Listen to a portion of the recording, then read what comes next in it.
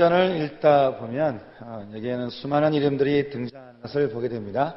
처음에는 12명의 제자들이 나오다가 나중엔 바울의 이야기가 이렇게 줄을 이루게 되죠. 마치 사도행전의 주인공이 바울인 것 같습니다. 그래서 베드로와 바울이 함께 등장하는 기록을 볼 때면 우리는 베드로가 좀 낯선 사람인 것 같은 생각도 드는 것이죠. 하지만 우리가 잊고 있는 것은 사도행전의 주인공이 따로 있다라고 하는 것입니다. 사도행전을 쓰게 했고 사도행전이 있게 했고 세상 곳곳에 사도행전의 놀라운 증거를 보여준 주인공이 있는데 그 주인공이 바로 오늘 찬양처럼 교회라고 하는 것입니다. 왜냐하면 우리 주님이 이 땅에 오셔서 성령을 보내주시고 또 모든 이들에게 성전을 주신 것이 바로 교회이기 때문에 그런 것이죠. 그래서 이 세상에 아주 유일한 소망이요 또 희망이요 생명은 교회에 있다라고 하는 것입니다. 사람들이 교회를 이상한 곳으로 만들거나 또 이상하게 변질해서 그렇지 주님이 우리들에게 주신 최대 선물이자 축복은 바로 교회에 있다고 하는 것입니다. 주님이 세우시는 교회는 어떤 교회겠습니까? 여러분은 교회를 어떻게 생각하고 계십니까? 요즘 교회를 가리켜서 위기에 놓여져 있다라고 말을 합니다. 그 말은 틀린 말은 아닌 것 같습니다. 여러 가지 부패함들이 그것을 말해주고 있죠. 하지만 부패하게 만드는 것은 교회의 본질을 잃어버린 사람들이지 교회가 잘못된 것은 아니라고 하는 것입니다. 교회가 부패된다고 해서 교회가 이 땅에서 사라지는 법은 없었습니다. 왜냐하면 이 땅에 교회를 세우신 분은 바로 하나님이시기 때문에 그런 것이죠. 지금의 한국 교회의 여러 부패들과는 비교되지 않는 심각한 부패가 유럽 사회에 100년간 있어 왔었습니다. 얼마나 그 교회가 빛을 잃어버렸는지 그 시대를 가리켜서 암흑시대라고 불렸다고 하는 것이죠. 그러나 그렇다고 해서 교회가 없어지지는 않았습니다. 북한이 교회를 결코 인정하지 않죠. 모든 교회를 없애고 불태우고 사람들을 죽이고 핍박하고 지금도 그렇게 참혹한 죽음을 주고 있지만 그래서 공식적으로 이야기하기는 우리에게는 교회가 없다라고 그들이 말을 하고는 있지만 지하교회 20만 명의 성도는 끊임없이 자신들이 정한 한 교회, 가정이든지 어떤 창고이든지 어떤 지하이든지 어떤 장소에 모여서 그들이 모여서 하나님을 예배하고 있다고 하는 것이죠. 요즘 들은 것 중에 참 감사하는 것은 북한 교회가 한국 교회에서 그렇게 많이 기도한다고 하는 것입니다. 한국 교회가 더 이상 부패되지 않도록, 한국 교회가 더 이상 변절되지 않도록 무엇보다도 눈물로 기도하는 교회가 바로 북한 교회라고 하는 것이죠. 어떻게 교회가 이렇게 사라지기는커녕 더욱더 왕성한 것일까요? 그것은 교회를 세우시는 분이 바로 하나님이시기 때문에 그렇다고 하는 것입니다. 그래서 앞으로도 교회는 없어지지 않을 것입니다. 하나님께서는 이 세상에 종말이 오는 그날까지 주님이 세우시는 사람들을 교회라는 곳에서 부르시고 또 만나시고 사람들을 일으키시고 양육하시고 회복시키시고 그렇게 해서 온 열방 가운데서 계속해서 보내는 것이 주님의 마음이다라고 하는 것입니다. 이것이 우리가 교회를 알아야 하는 이유이고 또 우리가 교회를 사랑해야 하는 이유라고 하는 것입니다. 금세기 최고 영성가이자 학자인 존 스토트 박사는 살아있는 교회라는 그 책에서 교회를 빛과 소금이라는 재료를 통해서 이렇게 세 가지를 이야기해 주고 있습니다. 첫째는 이 세상에는 두 가지의 대조적인 공동체가 있다. 하나는 모든 악과 비극으로 밤처럼 어두운 세상 공동체이고 다른 한편으로는 그 어두움에 빛을 밝혀줄 공동체가 있는데 교회가 바로 그런 공동체로 하는 것입니다. 두 번째는 어두운 빛을 밝힐 방법은 빛을 집어넣는 것이고 또 고기나 생선을 부패시키지 않는 그 방법은 소금을 그 안에 넣어야 하는 것처럼 교회는 이 어두움과 부패 속에서 갈 길을 찾지 못하는 이 세상 속으로 들어가서 빛을 밝혀주고 소금의 역할을 하는 것이 바로 또한 교회라고 하는 것입니다. 세 번째는 소금의 영향이 박테리아 때문에 부패를 막음으로써 소극적인 면이 있고 빛은 어둠을 없애고 밝히는 적극적인 면이 있는 것처럼 교회는 이 세상에서 악의 확신을 저지하는 소극적인 역할과 무엇이 옳고 그름인지에 대한 진리를 밝히는 적극적인 역할이 있다라고 하는 것이죠.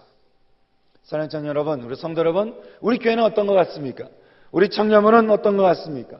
우리는 그런 교회를 세워가고 있습니까? 그래서 교회의 본질을 잃어버리지 않고 우리는 잘 따라가고 있다고 생각되십니까? 사도행전의 저자 누가는 오늘 우리에게 주님이 세우시는 교회는 어떤 교회였는지, 그리고 주님이 꿈꾸시는 교회는 어떤 교회였는지를 우리에게 말씀해 주고 있습니다. 저는 이 말씀 함께 나누면서 정말 이 교회가 우리 교회가 되었으면 좋겠습니다. 여러분 안에 들고 있는, 생각하고 있는 교회에 대한 모습이 있겠죠. 교회는 이렇고 또 교회는 저런 모습이다라고 생각하는 모습이 있을 것입니다. 또한 교회는 이래야 되지 않는가? 정말 교회는 이런 것이 교회여야 되지 않는가라고 하는 모습이 여러분 가운데 있을지 모르겠습니다. 하지만 우리가 교회 와서 함께 말씀을 들으면서 이 시간 주님께서 우리에게 들려주고자 하는 것은 무엇이 교회인가라고 하는 것이에요. 정말 우리가 생각해야 되고 우리가 마음을 품어야 하는 교회는 정말 무엇인가라고 하는 것입니다. 세상에서 말하는 것 말고, 세상에서 상식적으로 이야기하는 것 말고, 믿지 않는 사람들이 교회는 이래야 되지 않는가라고 하는 그런 얘기 말고, 주님께서 말씀하시는 그 교회가 어떤 교회인가, 그래서 그 교회를 듣고 정말 내가 그 교회를 향해서 나아갈 수 있는 것, 이것이 우리의 방향성이 되어야 한다고 하는 것입니다. 그래서 교회가 주님께서 말씀하신 교회가 어떤 교회겠습니까?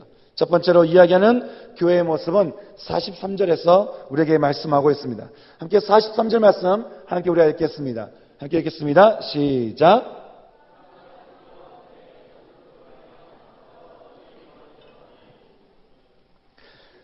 (43절에) 이 사람마다 두려워하는데 사람들로 말미암아 뭐가 나타나고 또 얘기합니까?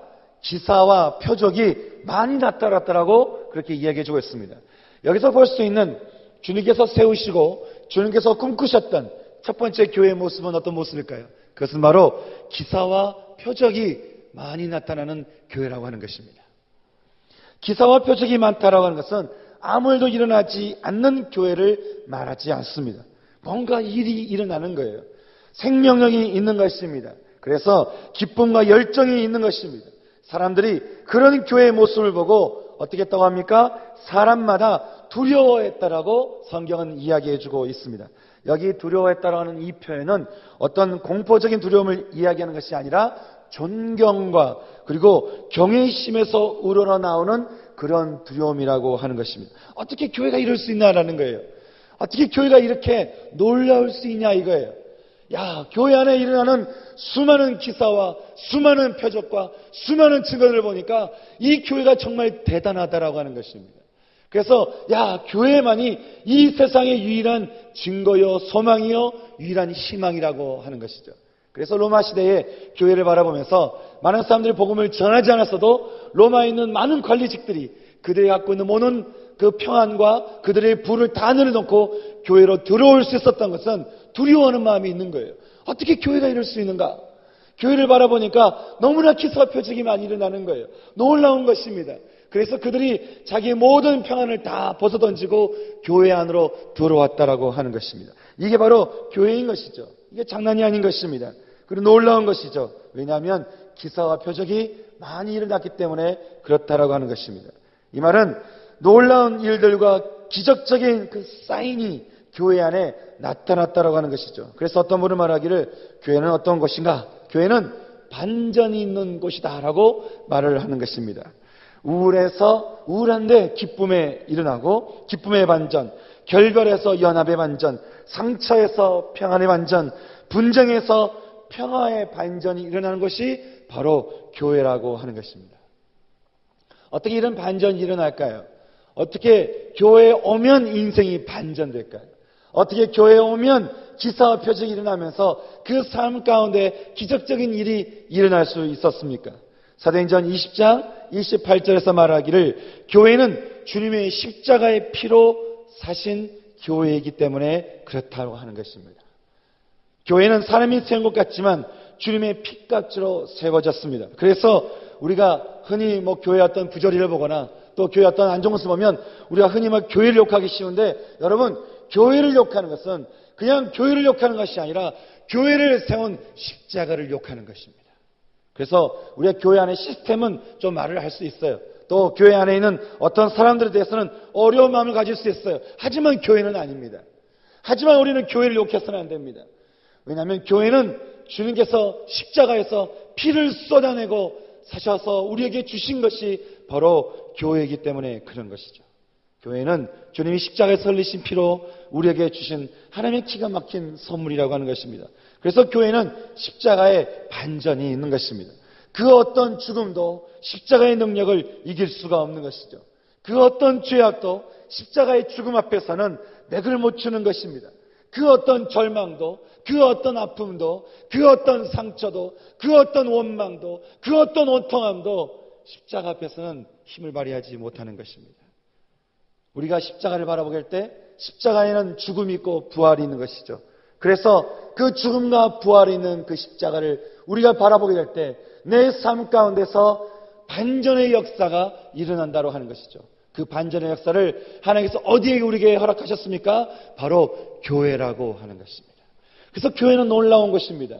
우리가 교회는 건물을 지어놓고 어떻게 모이는 그런 것이 교회가 아니라 하나님께서 세우신 교회는 그렇게 우리 인생에 반전이 일어나도록 우리에게 허락하신 하나님의 기가 막힌 이 선물이라고 할 때, 사랑하는 청년 여러분, 여러분 교회에 주일마다 오실 때마다 여러분의 삶에는 어떤 일이 일어나십니까? 여러분 삶 가운데 어떤 일이 일어나십니까? 정말 내 삶에 반전이 있으십니까? 여기 들어오기 전과 여기 와서 예배드리고 나갈 때 여러분의 삶에 만약에 반전이 일어나지 않다고 한다면 여러분은 지금 교회에 온 게 아니에요. 여러분 그냥 장소에 왔어요. 장안동 332번지 다시 332-5번지에 그냥 와 있는 거지, 그냥 건물에 와 있는 거지, 여러분이 교회에 와 있는 것이 아닌 것입니다. 저는 여러분의 안에 매 주일마다 교회에 올 수 있는 여러분 되기를 소망합니다. 십자가의 죽음과 부활을 경험할 수 있는, 그래서 주의 말씀을 듣고 기도해야 할 때 여러분 안에 모든 죽음의 것들이 항상 매 주일마다 살아서 회복되어 나갈 수 있는 그런 은혜가 여러분 삶 가운데 일어나기를 주님의 이름으로 축원합니다. 이것이 기사와 표적이라는 것, 이것이 바로 교회라고 하는 것입니다. 그래서 저는 이 말씀을 볼 때마다 늘 마음이 흥분된 마음이 있어요. 왜냐하면 제가 교회에 올 때마다 말씀을 전할 때마다 여러분 제가 어떤 생각을 가지고 말씀을 전하겠습니까? 어떻게 말을 할까? 여러분 어떻게 들을까? 여러분 잘 들을까? 미안하지만 거기 별로 없어요. 저에게서 관심은 하나님께 주신 이 말씀이에요. 기사와 표적이 일어나기를 간구하는 것입니다. 하나님 오늘도 하나님 모든 예배드리는 모든 우리 청년들 마음 가운데, 모든 우리 성도 가운데 하나님 그 심령이 변화되게 하여 주시고 그 심령 가운데 기사와 표적이 일어나게 하여 주시옵소서. 하나님 인생의 반전이 이곳에서 일어나게 하여 주시옵소서. 여러분 이것이 교회라는 거예요. 그래서 교회가 너무 좋습니다. 저는 예전에 교회 생각하면 뭔가 좀 답답한 마음이 들었어요. 그래서 제가 누군가 저한테 사역자가 돼보지 않겠냐, 그러면 제가 아주 깜짝 놀랐었어요. 이렇게 뭐 답답한 이곳에 앉아가지고 이렇게 답답한 곳에 왜 도대체 목회자가 왜 되는가 뭐 이런 생각도 한 적이 있었어요. 그런데 제가 교회를 알고 보니까 이게 너무 좋은 거예요. 교회 안에서 기사와 표적을 내가 경험하잖아요. 보잖아요. 느끼잖아요. 제가 이것을 보면서 교회처럼 재밌는 게 없는 거예요. 교회처럼 아름다운 것이 없는 거예요. 교회처럼 기쁜 것이 없는 거예요. 교회처럼 이 세상의 소망은 없는 것이에요. 여러분 교회를 사랑하시기 바랍니다. 하나님의 교회를 사랑하시기 바랍니다. 주님께서 세우신 이 교회 통해서 우리 인생은 반전의 역사가 일어난다고 하는 것입니다. 두 번째 주님께서 세우시고 꿈꾸셨던 교회는 어떤 교회이겠습니까? 44절과 45절에서 주님은 이렇게 말씀하고 있습니다. 믿는 사람이 다 함께 있어 모든 물건을 서로 통용하고 또 재산과 소유를 팔아 각 사람의 필요를 따라 나눠주고 라고 말씀하고 있습니다. 두 번째 주님이 세우시고 꿈꾸시는 교회는 어떤 교회입니까? 그것은 바로 나누는 교회라고 하는 것입니다. 여기 믿는 사람이 다 함께 물건을 통용하고 각 사람의 필요를 따라 나누어 주었다라고 하는 것은 자기가 가진 것들에 대해서 자기 것이라고 주장하지 않게 되었다는 것을 의미하는 것입니다.